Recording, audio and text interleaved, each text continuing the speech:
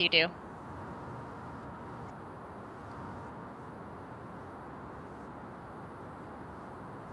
Why don't we each pick a person? Sweet. You've been talkative. You win.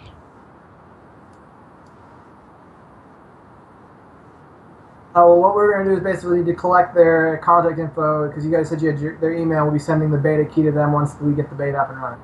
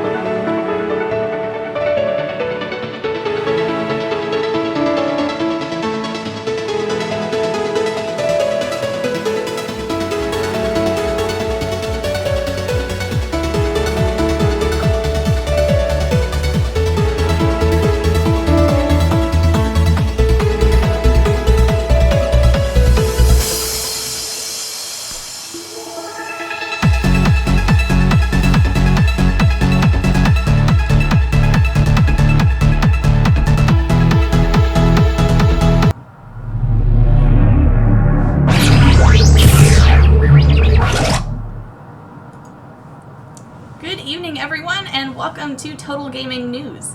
I'm Liette, and with me we have the lovely Eggy. Hello. Hello.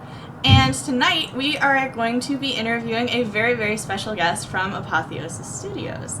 That would be Victor. Victor, thank you so much for joining us this evening.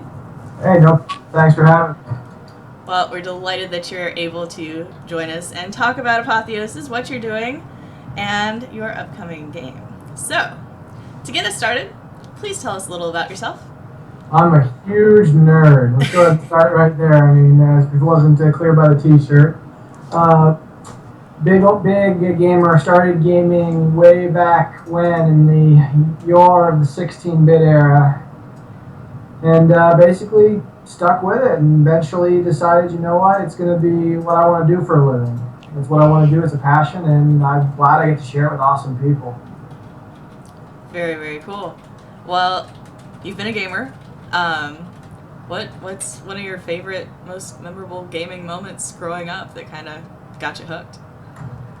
I gotta say, my first most memorable gaming moment actually came with the Ocarina of Time on the N64. See, I had got it secondhand from Blockbuster. It was a used game, and it was broken. I could not make new saves. I could only play a game that was already halfway done. And it blew my mind. It was the first real game I had played in an open world environment that was three-dimensional. And what Nintendo had done at the time was just amazing. And I just remember spending hours running around Hyrule, adventuring, looking at nooks and crannies, going into poor, unsuspecting people's homes and smashing their pots. Poor pots. Poor pots. Yeah. I often hear about the pot smashing. But they're out to get us, those pots. They need to be stopped. Yes, shame on those pots. Shame on them. So Eggy, I know you had some questions too regarding hopping into things. So I'm guessing that it was Zelda then that got you into gaming and made you into a big gamer? Zelda didn't make me into a huge gamer. It got me fascinated with the possibilities of what can be done in video games, because at the time that was a very revolutionary game. What really got me into game design overall was Dungeons and Dragons. A lot of game devs started with that because it's a game that has to be fun purely based on its mechanics. It doesn't have the graphics, it doesn't have the sound, it doesn't have the controller. It has to be something that you build with other gamers. And to me, the magic of Dungeons and Dragons, sitting around with your friends, having fun, going on an adventure, that's the holy grail of game design. And really, really fun. Okay. What do you play in D&D? Well, it depends. In ye olde D&D, I played a sorcerer, who carried around a great sword he couldn't wield because, damn it, I don't care what I roll. And then in 3.5, I played a paladin because, you know what? I was going to make it work. Even if I had to lay on hands everyone into submission. All the lay on hands. Well, that's quite a difference. Okay. So you've tried lots of different things. Cool. Oh yeah, I actually own the entire 3.5 D&D collection. I've tried almost everything in it, including the things that should never have been tried. Basically, when they were just phoning it in. My personal favorite thing was in a one-shot. I played a hulking hurler whose weapon of choice was fortresses. He threw fortresses. Wow. Okay. And that was also his mode of travel. Throw the fortress, make a jump check, get in the fortress, ride it to where it lands. Okay. Well, that's pretty cool. I've never heard of doing that ever. Oh, I didn't even know it was possible. What was your strength? Like, holy crap. I see someone there in the chat. They're talking about the bard. I have much love for the bards. Unfortunately, until Pathfinder, they were kind of, hey, you're a bard. Welcome to the group. Oh. Well. Them's fighting words, I'm sure. I've never played a bard, so couldn't say much. I usually ended up being the pathetic ranger. So. All rangers can shoot things. Sometimes. Occasionally. Or be shot. Yeah. I should have just named that character Cannon Fodder. It was pathetic. One of my favorite D&D stories involved a good old friend of mine. He unfortunately was forced to min-max his characters because he was cursed when it came to dice. I remember it was one game, it was the last session, we were fighting the big old lich. We were about to bring him down, and my friend had walked away to go get us drinks. And while he's away, everyone's rolling 20s here, 18s there, max damage on dice. We're just cutting through all of his lich adventures.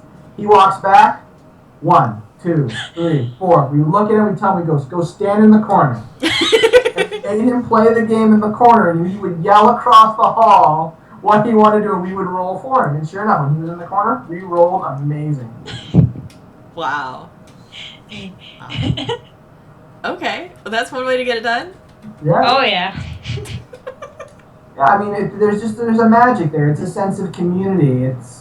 You don't get that in a lot of games, which I think is a shame, and that's what we really want to bring. Like, that's what my favorite thing about MMOs is that you're playing with people. You're going on these adventures with people. Mm-hmm. So, how exactly did you get into the industry and everything?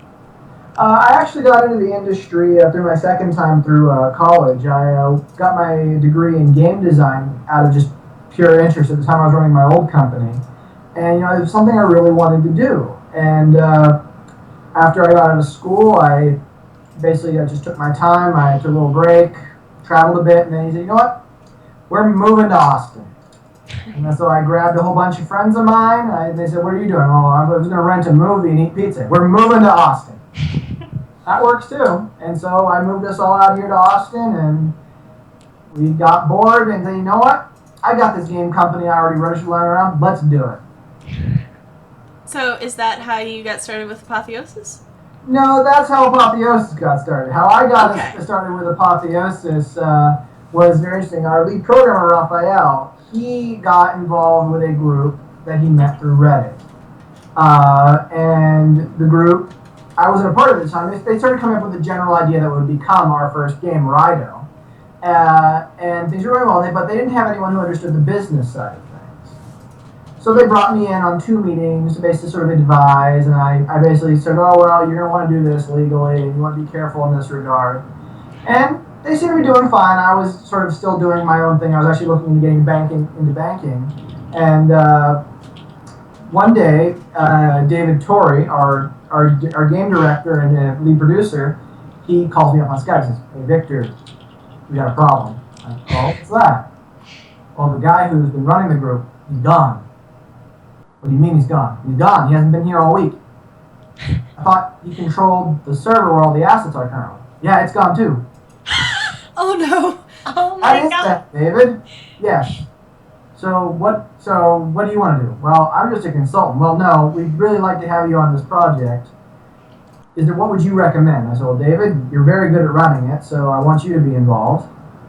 And I want you to give me a list of the people who are still involved. And we're going to build a company out of that. I have a company already registered. I've been thinking about using it. We'll bring everyone in under the Apotheosis banner, and we'll hit the ground running. Nice. Took us about a week to get everyone out their contract. Once everyone had their contract, we had a few questions, we ironed it out, and boom, Apotheosis was born. Wow. Yeah, and then we realized something. We didn't have artists. Oh. Yes. So I Need sent those. David off on a mission. I said, David, find us 3 artists and make sure they're cheap. He found 3 artists. They are amazing. They are not cheap.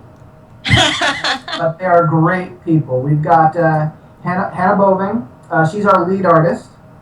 And she has worked on games such as Legend of the Five Rings. She's done a few card games herself. And there's a game whose name I'm not going to try and mangle because it's a German game. But you can find that on her website. We've got Vin Mack. He's incredibly talented. My favorite story about Vin Mack is we're sitting there in a meeting one day. So can we add animation to these cards? And everyone's going, oh, I don't know how that would be. I'm going to go, oh, I did it while we were talking. Here's an example. Like, Oh, wow. awesome. That's Vin, so you cool. rock. You are a rock star. And then we've got Carlos, who is, as far as we can assume, because he's one of our people who works remotely, Carlos, we don't think he sleeps or eats or does anything except just you put in descriptions for drawings and amazing artwork comes out. That's how Carlos works. Because we're very lucky to have an awesome team. It sounds like it. And Yeah. that's lightning quick with the animated images. Dang. Oh, yeah. Our entire art team is amazing, and they go above and beyond too. Oh yeah, Sounds like definitely. So we know you're the CEO at Apotheosis Inc. What do you usually do on a daily basis at Apotheosis? Being the CEO of the company is actually one of the 2 hats I wear. I wear the hat of the CEO and the executive producers. The CEO, it's my job to make sure my team has what they need to make an awesome game. They come to me and say, hey, Victor, we could save some time by if we bought this asset, this middleware. And I say, okay, should give me 2 other comparisons. And they'll give them to me, and I'll look at them, and I'll say, all right, you'll have this in the asset server by the end of business today. Or they'll say, hey, Victor, we can't find this anywhere in any of the documentation on this asset or on this server we're working with. And I say, all right, you keep working, I'll find out. So I make phone calls. And then I handle all the legal side of it, sending out contracts. Like this was a big week for us. We sent out what was called basically a promissory note to everyone involved in the project saying that, hey, you know what? This project goes gold. You're on board for the next project. No questions asked. We're assuming you're there. And that's something that not a lot of companies who use the kind of relationship we have with our guys will do. Because I'm so confident in this team, I have no problem doing that. And that's really rare. So, Oh yeah. one, it's a wonderful team and a wonderful way to handle the team. Way to go there. I'm one of the things that I've always thought about when you're running a company is it's not my company. It's not any one person. It's a team. It is a group of people. And I trust them. I'm here for them. They are making Raido. I have knowledge of coding. I can mangle a piece of paper with a pencil and claim it's art. I am not artistically talented at all. We've got some interesting stories around the workplace about. So Victor sent us this sketch. What is it? Is that a camel? Victor, what is this? Is it a camel? No, this is a penguin. Looks like a camel. Thank you. It's a camel. And then we've got the amazing marketing team, which they're being held. That's Renee, Jordan, and Ashley, and there's a shout out to them because they worked with David to make this possible and worked with you guys. They are an amazing team who keep the rest of us sane. And I trust every one of them to do their jobs. If they need something from me, that's my job. At the end of the day, as CEO, I'm a facilitator. I do everything in my power to make their vision happen. Very, very awesome. Well, with all of that said, and all that you do, what do you like best about being the CEO? Getting to decide the menu for catered food. Yeah, that's really fun. Okay, what are your preferences for said catered food? A lot of the team works remotely, obviously, so it's a very minor thing, but it's entertaining to think that way. I guess to be in all seriousness, no, the best thing about being the CEO that I like is working with people. Traditionally, when you go and get an education in game design, you're going to be taught in one of three focuses: either art, design and programming, or production. And there's not a lot of people who go into production because it's a hard one to get a job in, but it's very critical. And I like production because I get to work with people. That's my job. Every day I'm sitting there, what do you need, Raphael? What do you need, Renee? What do you need, David? What can I do? And that's the best part about working here at Apotheosis, is that I am working with amazing people. That's wonderful. Like our design team, they're just a joy to work with. We got our lead designer, Eric. Eric is actually a practicer of the Old Norse religion, which Raido is based on. And so he's been a great font of information. We've got VJ. VJ is awesome. Just don't. If you go to our website and you look at his picture, do not look directly in VJ's eyes. You will be lost in those glorious blue orbs. Then we've also got Daniel. Daniel's awesome. Daniel's always coming up with these, like, we'll be sitting there going back and forth, what are these ideas, what we need to do, and then boom, Daniel's got the solution. I mean, that our design team is brilliant, and they're always a hoot to listen to. As Eric likes to put it, their brand of madness is infectious. So, what makes you feel makes Apotheosis unique? What do you feel makes Apotheosis unique? Sorry about that. Well, I'd have to say if what makes Apotheosis unique is how our outlook is on what we're building. A lot of game companies, they go out there and they say, you know, we're going to make an awesome game. And they do amazing jobs. I mean, there's the indie sort of stream that gaming is going is amazing. It's shown us what can be done. Apotheosis, we're a little bit different. We didn't say, well, what's this awesome game we can make? We said, what's this awesome game that people want to play? Because at the end of the day, we can make an amazing game that's a technological marvel, but if no one wants to play it or no one has fun playing it, what's the point? If it doesn't bring people together in something that they're going to, oh man, that was awesome. They're talking about it over dinner or over beers, or they're saying, oh, we're going to play over a rematch. And that's what we're building.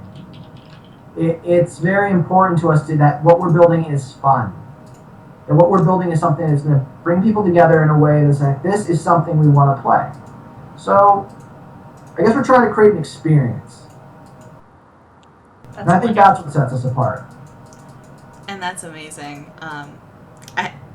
This sounds off topic, but really, I have a very, very young son, and you keep hearing lately that focus on experience, not the stuff, and make sure the experience is unique and wonderful and memorable. And it's really cool to hear that thought process has permeated the gaming industry.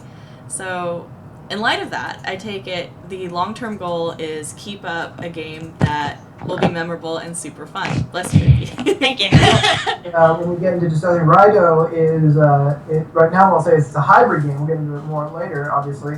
And we've taken two genres that are traditionally very long-term. We've got the digital trading card game aspect of Raido, and then we've also got the strategy element. And when our game's initially being developed for the mobile sphere, but we really want to bring it to every platform.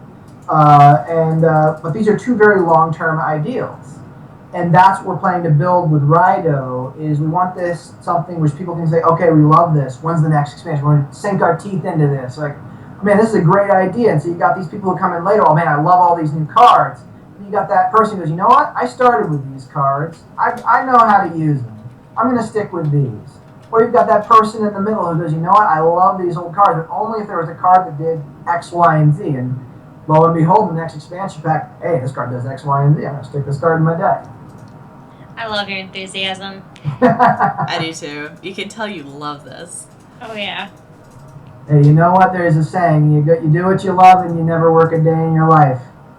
That's true for everyone except for me. I work every day of my life. I enjoy.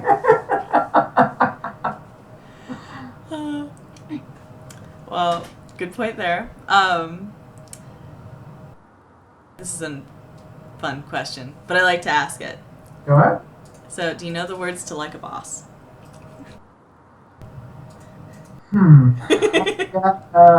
Have you heard the song? I have heard the song. Okay, then you know the words to Like a Boss. Sweet. Do you ever find yourself going, like a boss, whenever something happens and you make a decision? Yes, I do find myself going like a boss. Usually it's after I've been on the phone for a while with either a company whose software we're trying to get a hold of, or trying to solve a problem with our software that we've already purchased. And then I put that phone down and I like a boss. Nice. Nice. That is usually followed by Renee saying, tweet it. Yeah, marketing really enjoys social media. Bless you for trying it. Renee and Ashley and Jordan have all done an amazing job with our social media presence. Though we like to torment them when they say, okay, tweet this and then put it on Facebook. And earlier today I came up with this little gem. How do I re-Facebook? But anyways, I'm sure our audience is really excited about this next part. So can you tell us about Raido? Yes, Raido. Raido is a digital trading card tactics hybrid game. And what that means is it mixes the elements that you would find in a digital trading card game, such as creature cards to make up your armies, ability cards that make up sort of your magic spells, and so forth. What makes Raido different than games that use this genre is that it plays on a tactical board. That location plays a role in it. Can we bring up that first picture I brought with us? You got it. Yep, I think it's number 1. Number 1 is up. All right, so what we're looking at here, this is this is an in progress screenshot of the game. It works, but this part of the center, this is the game board, and within each of these cells, you place a card, and you can see down in the right corner we've got our hand, and then over in the left corner we've got our card that we have selected that we're going to play. And the goal of Raido, which makes it different than other digital trading card games, is this grid here. The goal of Raido is ultimately to control as much territory as possible. And so you would take this card, you would place it, and then why don't we go ahead and switch over to number 3. There you go. And here we have the game in progress that I was saying, and this is an example of what you're doing, because you're trying to control territory. Now, the numbers that you see at the corners, those are the relative strengths of the card. You capture cards by going adjacent to them. And the number on the picture is the resources. Now, what makes Raido interesting is in a lot of trading card games, you always draw. It's part of your turn. If you start your turn, you draw. Well, Raido, that's not guaranteed. You see, in Raido, you use a self-regenerating resource that we're calling leaf. And you have to spend leaf to draw. So, say you got a good hand. You don't think you need new cards. You don't need to spend that leaf. But say you need new cards, you just keep spending leaf and say, I got room in my hand. I'm going to spend 3 leaf and draw 3 cards. Now, what makes these cards interesting is in addition to their values, they've got abilities, like in any traditional card game. And we're basing them around the Norse gods. So you've got gods like Tyr, which are all about area now. Like you can put them down and boom, boom, boom. You got a bunch of little guys out. You've got this territory. When it comes to holding that territory, it's a bit difficult. You got gods like Odin, which is all about foresight and predictability. And you got gods like I think that's right now it's on the designing table is Loki. It's all about, what? I didn't do that. Oh, that's what we're shooting for with Loki. And this gives us a lot of variety in the game type because the ultimate backdrop of Raido is this battle of the Norse gods, and we really want to expand it beyond this into other pantheons, other themes, and we're really excited about that. But we figured that Norse mythology is a great place to start. And what's really cool is the word Raido is actually the symbol of our game that you saw on the cards. And that's Norse, I believe, for journey. Which and we're is starting on this journey. That's which is awesome. really cool. I just learned that that's what it meant today, and that is the coolest name ever. Sorry. It's, I really like it. Yeah, a lot of the design and the backdrop and the abilities ends up with a basically go Eric. Well, where does this sit in the lore? And then Eric goes and consults the texts, and then he brings it back, and the rest of the design team goes, "That's really cool. Now let's go in a completely other direction." Of course. Yeah, we've got a great dynamic, but the whole idea behind Raido is that we're taking that collecting element, the digital trading card element, and we're putting certain restrictions on it. For example, in a lot of card games, you can have a very small deck or you can have a very big deck. In Raido, you have to have a deck of roughly 30 cards. It's because it's based around pacing of the game, but it also makes the players think strategically. They well, I have to have 30 cards. What's the possibility of me drawing this card? How am I going to get this card? How do these cards work together? And then having the aspect of area denial over a traditional life system, you're basically putting the player in the situation. Well, normally, I've got this resource that I need to manage. Well, here, your resource is already regenerated. It's never going to go away.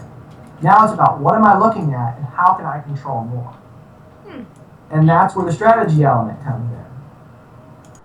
So is that what makes your game especially unique, or is there something else you feel that makes Raido especially unique? No, I would say the hybrid nature of Raido makes it unique because it's been a challenge to develop, and I think that's what makes it so fun is that there are hybrid games out there. There are games that mix strategy and RPG, strategy and adventuring, or cards RPG.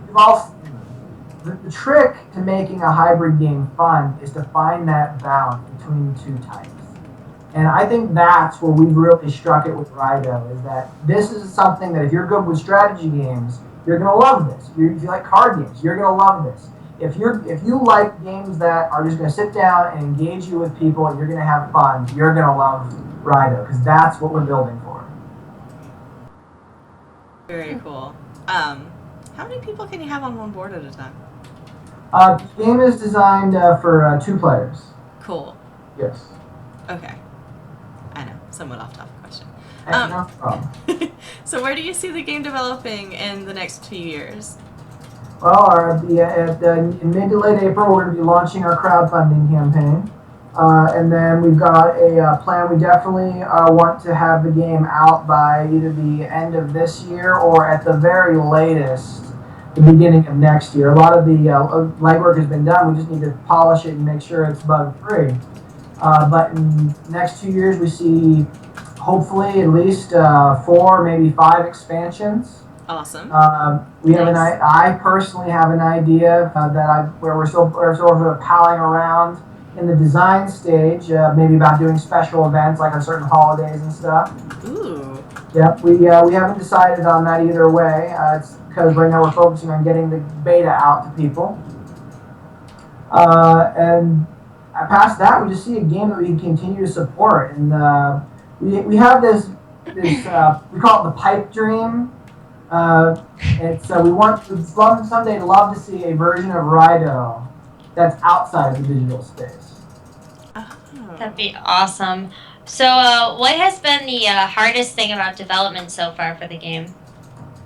The hardest thing in development for Raido, I would have to say that there's 2 things. There's 2 answers to that. The first one is something which was in the initial design of Raido. Using our unique triangular cards posed a lot of problems from the technical side to make it a smooth implementation.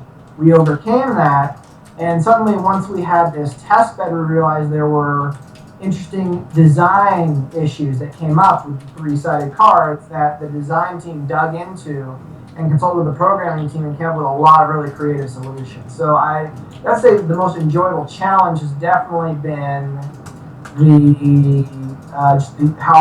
unique geometry of our game and the unique play style of our game. Because area denial is not something you see a lot with card games. No. And then the thing that will be is one of the things we definitely want to give groups is people to build their own decks.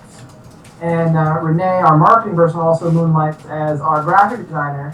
She designed an amazing deck assembly system that uses a rotary tool. Basically, you can rotor around and find your cards. Oh, cool. And we have it mocked up, and we love it. And the design team loved it. I loved it. David loved it. The artists loved it, and the programmers all went in the corner and cried.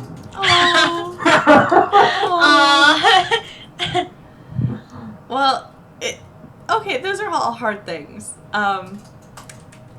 Legitimately hard things. I hope you gave them like a cookie or something to make them feel better with the crying. What's been the best part? The best games are made from the tears of programmers. Yeah, I've heard that. I'm really sorry for the programmers. So, would you say one of the best parts is overcoming these problems as a group?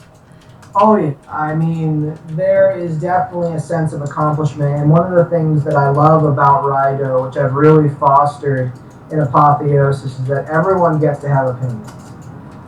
We have weekly meetings, and in these meetings, everyone's involved. We get input from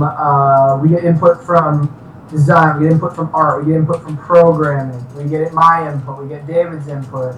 We've recently been talking a lot with Richard. Richard is our sound designer from Down Under. And if there's you go to our YouTube, Apotheosis' YouTube, we have our first soundtrack out there in the main menu. And our sound designer, he made that himself from scratch. And it's amazing. And he's probably he's one of the team that we don't get to speak to a lot because of the huge time difference because he works remotely. But Richard, when we say we need something, boy, does he come through, and he comes through in colors. And I think that attitude is really what makes it so enjoyable when we overcome these obstacles because we're doing it as a group. No one person is an island at Apotheosis. And that's wonderful. And I'm sure you've heard the acronym about Together Everyone Achieves More, our team, and it sounds really true for you guys, and that's wonderful. I mean, the team of Apotheosis is varied. We've got myself, I've got a background in entrepreneurship. We've got David, who's worked in international security. We've got Raphael, he's got a background in QA for game design. We've got all kinds of people. We've even got a pair of students on the team. And I'm very proud of that. Like, people go, aren't you worried? You've got students on the team. Like, they need experience. Like, where are they going to get it? Yeah. And I mean, I that's one of the things that I really enjoy being able to do is say, you know what? You can do the work. I think you can learn if something comes up. Join the team. I'm really happy that we got students because these guys have an amazing perspective. And I love the fact that when you have a student working for you, they think, okay, how can I do this? They don't think, have other people done this before? No, how can I do this? They have that amazing drive, and that's what they get their experience. That's so wonderful. So, in the spirit of the coming weekend and the holiday, is there any little Easter eggs or stuff like that in the game for us to look out for? We have one Easter egg that's popping around the development build. A lot of our development staff are fans of the band Coheed Cambria. Yep. So they've snuck a few Easter eggs related to it into the game. I admittedly am not the biggest Coheed and Cambria fan. The only album they've ever heard was Good God Apollo and Burning. I think that was one of their first ones. Oh, right? yeah. I could be mangling the name, so I could not identify the Easter egg if I was looking at it, but I do know that the programmers and the designers and everyone like to talk about it. Cool. Are there any Easter eggs you've requested? Not that I've requested. We do have a running gag, though, that anytime I request something, we have to just ask me twice, because usually by the first time I've requested something, something's been requested of me, and I've forgotten all about it. I know how that goes. Awesome. Well, cool. Well, speaking of random things found in the game, have you had any accidents that turned out to be really great in retrospect that you could either put a good twist on or you totally didn't mean to do, but it ended up being a fabulous feature? Oh, yes. We've got a whole host of them. One of the early bugs having in Raido was with the rotation of the cards. Because as a triangle, it's a bit difficult to rotate it and realign everything without getting it out of order. And we were actually at a point where we rotate a card and the card would fly apart. Oh. Well, as we progressed with our development of it, we noticed during one point where we were paying attention to color, the card would rotate and the corners would change color. Cool. And we're like, you know what? That's something we can work with. And actually, I forget who identified that bug. It was one of the team. It was a different team member who identified that bug as something we should focus on, and that became the primary method of how we denote a capture and control territory. And that started as a bug. Oh, really cool. I always love to hear these random things that happen that end up working out really well. So, very cool. Oh, yeah. So, Mr. Victor, where can our lovely audience find more information about the game? Well, we have a website. The company website will be having a lot of information on Raido. It is a temporary website right now. Our team is hard at work building a new one, which should be up before the crowdfunding campaign goes live. There will be our crowdfunding campaign. It's going to be launching in mid to late April. It'll be on Kickstarter. And there'll be a lot of information on the game there. We're going to be populating our YouTube channel in the coming weeks. We have a Facebook and we have a Twitter account, which is very active thanks to our amazing marketing team. We're actually planning on putting up some design blogs from various members of the team so you can get a glimpse of our insanity. But that's basically, right now, that's the best place to look at it. And we're really happy that we have this engagement with the community now, because we want people to see our thought process. We want people to see what we've built. And we want the feedback. I mean, that's one of the reasons why we're trying to really crank out this beta for people. Awesome. So how can interested gamers help? Is there a Kickstarter? What kind of backer rewards do you have in mind? Well, that's actually a great question. There will be a Kickstarter. There's also one of the things we talked about is Kickstarter is not available in all countries. And us being an international team, we look at this at the global scale. So we're actually going to have multiple ways for gamers to support us. They can do it through the Kickstarter. We're going to have a straight up PayPal button. You can just donate that way. And we're also going to have Bitcoin. Because that idea came from the fact that I have Bitcoin, and I don't know where to spend it, and that thought keeps me up. So, by golly, we're going to have a place where people can use their Bitcoin. But ultimately, at the end of the day, if gamers can't spare the money to help support Raido, getting the word out. You tell two people, they tell two people, they tell two people. That's amazing, too. Oh, yeah. I love word of mouth. Oh, yeah. And one of the great things about community engagement is we're actually in-house. We're still researching what we're going to do for backer rewards. And we would love to hear from you guys. Everyone watching. So you got an idea, type it out. Let's see it. Because, we are genuine.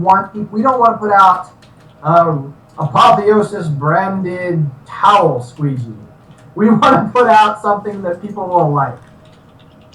We've had a few ideas internally, like our lead game developer, Eric, who practices the Old Norse faith. In many ways, he is a real-life Viking, including the fact that he is a blacksmith. Oh, wow. Awesome. He forges things, and he has a lot of ideas, and right now we're not sure if that's going to make it to being a backer reward because we're looking at the logistics of it, but we think that's really cool. That is really cool. I know our artists have also said, what we'd really love to do is do a painting for people at the Ooh. higher level, like a painting for Raido, and that's once again we're looking at the feasibility of that. Right now, all of our backer awards are up in the air because we want to hear from people. We want to get a final list of things people want. That's awesome that you're asking for that kind of feedback. And Oh, I yeah. have to say, the blacksmith stuff sounds really fun. So just, there's some feedback. And I'll take a Eric sword. is a man of many talents, and I mean everyone in our team is. And it really, really sounds like it. I like your team. I'm going to look up everybody and figure out what they do. Definitely, Hannah was the one I think who came up with the idea of doing the custom paintings, and then Vin I think was right behind it 100%, almost like within minutes of her coming up with the idea. Sweet. Awesome. Sweet. Well, and it's wonderful that they want to put in their effort and creativity into something for people backing the game. That's a huge nod towards their dedication. Yeah, like I said, we're really hoping, we want to see what people say with the ideas, because everything's up in the air with this Kickstarter, because we've seen a lot of people go out there with Kickstarters. They are, this is what we're offering. And I've known several people who run crowdfunding campaigns for their games. I actually had an acquaintance of mine nearly ruin his own campaign because he pre-purchased a whole bunch of physical rewards that no one wanted. And that's a very real concern. So we agreed on as a group, let's not divert our resources that way. Let's see what people want. Let's give the gamers what they want. Oh, yeah. At the end of the day, that goes to every level of our company. We're building a game that people will want to play to have fun. It's what the gamers want. Would you call that your company motto? No, the company motto is destroy all humans. Oh, wow. That seems a little disparate, but okay. It's a fictional thing. Great Well, it's also up in the air. Well, okay. Well, don't get the t-shirt yet, huh? Doesn't have a motto, but if we did, it would definitely be along the lines of glory to the gamers. It's something that it gets a lot. That idea gets a lot of people into the industry. It's an unfortunate truth that at some levels that gets lost. At the end of the day, the gamers are what make this genre so awesome. And that's wonderful. Too cool. I really like Glory to the Gamers. That's a good t-shirt. Gotta say. All right. Well, we're getting towards the end. Mm-hmm. Are there any questions or a particular question that you wish we had asked you? You guys covered everything. I've given all the shout outs to my team because they deserve all the credit. I mean, if we could, I'd love to have them all here, but you just unfortunately got to look at my fuzzy face. But no, I mean, I just thank you so much for having me on. Thank you, everyone at Grievance Gaming, and for watching. We really are looking forward to your support. We're looking forward to engaging with you guys. Oh, okay, so we got some questions here. I'm sorry. No, you're good. Okay. I was going to get you. Don't you worry. Okay. Yeah. Okay, I'm good. So, but yeah, you guys did an amazing job. Great interview. Thanks for the way you handled it. All those questions were awesome. That's right. I don't know if we mentioned it. I came tonight with the ability to give away 3 beta invites. Awesome. And we're each picking a person. I've picked my person. Woohoo. So we'll all announce at the end. But before that, we do have a general question for you from Miss Eggy. All right. Please go ahead, ma'am. So, how do you feel about the gaming industry as a whole? Do you think it may change in the next few years, or will it stay relatively the same? Oh, I think it's going to change radically. The ultimate truth of the big game of the game industry is that it's tilting. It's getting ready for that change because the current model isn't sustainable. Out of all the games released every year, at the end of the day, a lot of them are run primarily as a business, and there's nothing wrong with that. But a lot of them don't make money. Even fewer break even. And the ones who follow that category, they're often remakes or reboots. Sometimes they're fun, sometimes they're not. And what we're seeing with the real growth, the real innovation, the real good games are indie. independent developers who do not have that publisher over their head. Developers who are there, they're small enough, they're agile enough, they can engage the gamers. And one of the things that I foresee for Apotheosis in our future is I want to give back to that community. I want to till that soil. That sounded dirty. I shouldn't have said that. No. But Could have been much worse. Yeah, it could have been worse. The thing is, I'm very committed. Right now, we've allocated a bit of money from our marketing budget to give back to Kickstarter. Now, right now we're being very selective about it, but that I don't want us to be selective. I want Apotheosis to be that company that goes, man, that's a cool game. Here you go, make it. It's in the independent developer community's best interest to support each other. And I want Apotheosis to be in a position where it can lead that charge. I have these visions of our community, our forums, like, hey, at Apotheosis, have you seen this on Kickstarter? Oh man, that is awesome. Back that. Very sweet. I also see Apotheosis as being a changer in the industry. Is everyone's had that rejection letter. We're sorry, we're looking for someone with new experience, with experience. And that's depressing. And the thing is, because a lot of the larger companies can't afford to take the risk on someone who doesn't have that experience. But risk is what it's all about. It was a risk to market the first gaming console as an entertainment system. It was a risk to make the Nintendo 64 a 64-bit system. It was a risk to create the Wii nunchucks. It's all about risk. And if we're pushing these people away who don't have the experience, we're also pushing away false ideas. I envision Apotheosis where someone applies who doesn't have the experience. Maybe they're fresh out of college. Maybe they've never worked in games before. Well, you know what? Let them apply. Let them come in. Let me sit down across from them and say, all right, what's your idea? And I think that's one of the best questions you can get. I love that. Love it. And think of all the new things that all these other companies are missing, yet you're willing to be open to that. I think that's awesome. So, too cool. I love it. And I really like your company. The way you've described it is fantastic. And I so want to meet all these people now. So our goal to grow, Raido, as I said earlier, is our first game. It's going to be hopefully our flagship game, something we want to continue to support.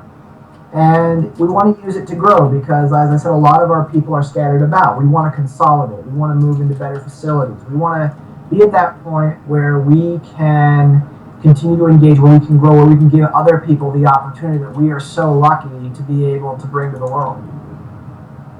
Very, very cool. All right. Well, I would like to involve our audience. We've had some questions. If I miss somebody, doesn't involve pitchforks and flames. I've gotten the Frankenstein comparison before, so no involvement of those. Well, you see, I am your shield. It's okay. No pitchforks from me. So if I miss a question, guys, please just repeat it, and I'll get it in here. But our very first came from X Death Star X. Lots of X's. Well, can I ask him a question? What's his opinion on Alberon? It'll take about a minute for him to get back on that. All right, let's see his question while he puts that in there. Sounds good. He asked, are you going to look into other licenses to be able to use them in the game, such as other mythos or putting in a sci-fi element like Star Trek or Star Wars or even superheroes? You know what? That's a good idea. We've actually discussed that. That is something we would love to look into, but that's not. But in order to do so, we need to get Raido some footing to basically be able to go up to these people who own those intellectual property and say, "Hey, we'd love to put you in Raido. What do you think of it?" One of the things it's come up twice in meetings. It hasn't been seriously discussed, so I can't promise this will be a feature. But I'm a huge fan of H.P. Lovecraft. And the Cthulhu mythos is all out in the public domain. I would love to see a Cthulhu-themed deck expansion, or even just a small mini, like an event. So that's something we're thinking about, but right now we're focusing on the core Norse pantheon. But we are definitely considered that, and there is room for that to grow inside the Apotheosis, inside the Raido. Very, very cool. Okay, I have to ask because I saw the episode. when Cthulhu entered South Park and Cartman used Cthulhu, will there be a Cartman Easter egg? You know what? If we get to that point where we can put those kind of events in there, and if we do go with the H.P. Lovecraft event, I don't see why not. Sweet. Okay, I'll be looking for that one. Awesome. Okay, I don't think we got a response to your question. Okay. Do you want to ask him again? Well, he likes Lovecraft, so let's see. He's there. So we'll just. What is Death Star's opinion on Alderaan? Well, while we wait for him, I'll ask the next question if that's all right with you. That's good with me. All right. Will the game be? It was asked, will the game be distributed on Steam, and if so, will it be Steam OS compatible? We are primarily building Raido for the iOS and Android environments. And that's simply, honestly, at this point, that is for a back-end technical reason. The software we're using to run what keeps Raido moving in the back is designed for mobile. Now, we would love to put ourselves on Steam Greenlight if we knew we would have the support for it, and we would love to put it on Steam. And once we know we can get it on Steam, well, that's just a matter of getting the SteamOS information to our programmers and getting their opinion on it. One of the things that's really really cool about our team is how fast they work. For example, our communication backend, because it's on mobile devices, data consumption was a major concern. Raphael and one of our programmers, TJ, they spent an evening, and then TJ went crazy and optimized the backend using a language he had learned only hours earlier. He did this using a test server that Tiago, our other programmer, he put together without being asked. Like, all right, we're going back and forth about the server, and then Tiago, I got the server. You got the server. Yeah, it's running. Our programming team are superhuman. I see that, and I think they might just see the future a little bit for you. Mm-hmm. That's pretty sweet. They need to get you some lottery tickets, just for the record. but then the plan is to eventually have Steam OS and Linux support.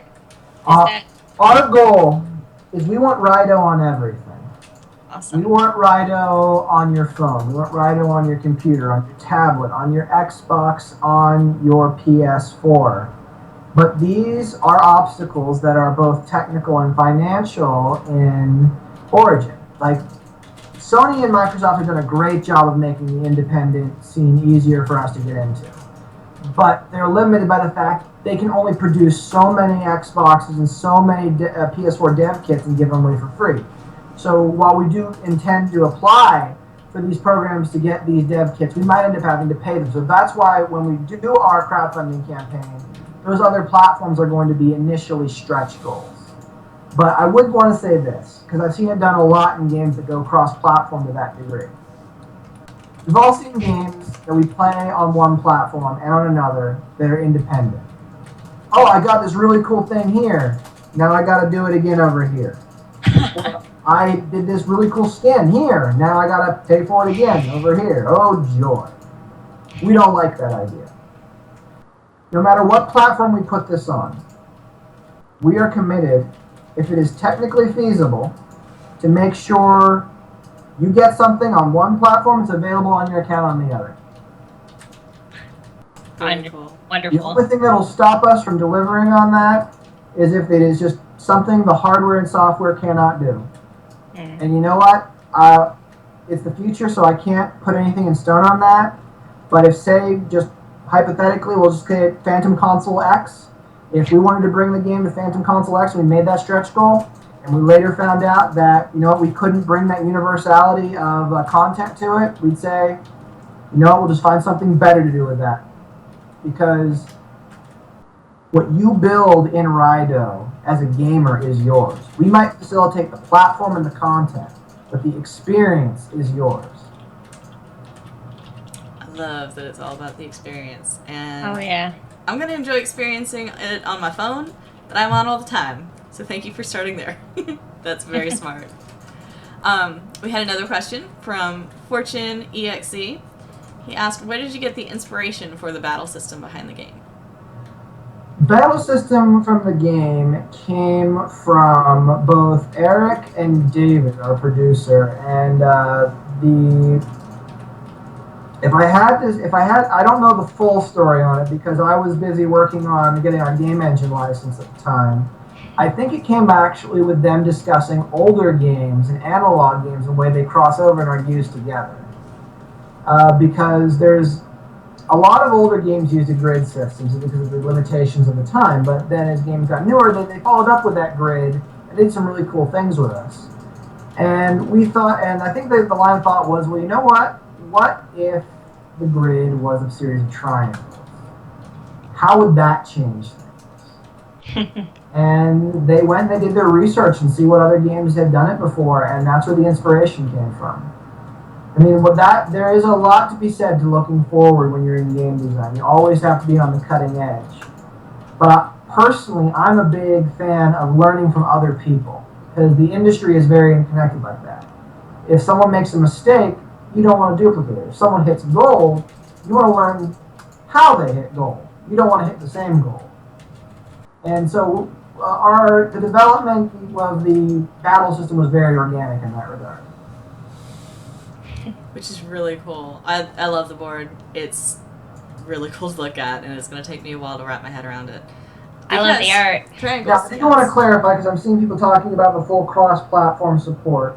What I mentioned with that is the content will be cross-platform. There are hardware and software limitations why a lot of games don't do it. To like say an Xbox can't communicate with say a PS4 and so on and so forth. That's very difficult. But because of how we want to structure the content and the initial client for Raido will be free, you'll be able to download Raido on your phone, get your deck and everything, then go and log into Raido on your computer and it'll be there.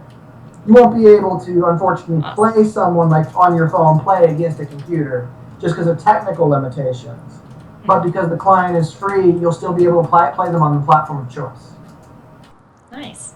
Yeah, I just wanted to make that clear. I didn't want to do a Molly-do situation. Well, thank you for clarifying that. That is a big help. All right. We are out of questions, from what I can tell. So now it's time to give out beta keys. Woohoo! Woo!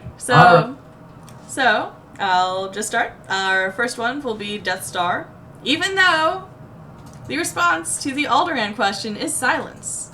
Yeah. I think that's a response in and of itself. I know. I think that's a we don't talk about Fight Club kind of response. So we will get that to you over Twitch, and I'll be helping Victor get that over to you. Please hang out after show so that we can send it your way. Eggie.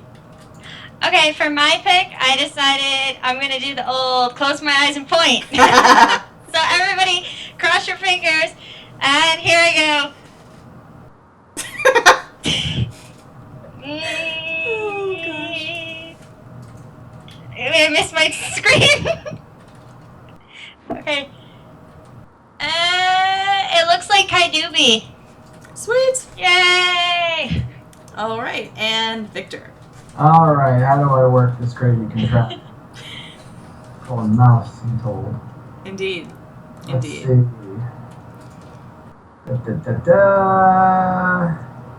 You know what? Let's go with that one right there with the Aria Ilastra. Arlia! Sweet.